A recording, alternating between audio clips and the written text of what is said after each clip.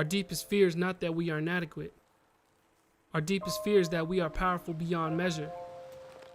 It is our light, not our darkness, that most frightens us. We ask ourselves, who am I to be brilliant, gorgeous, talented, fabulous? Actually, who are you not to be? You are a child of God. Your playing small does not serve the world. There is nothing enlightened about shrinking so that other people won't feel insecure around you.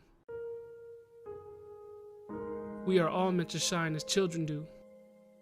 We were born to make manifest the glory of God that is within us.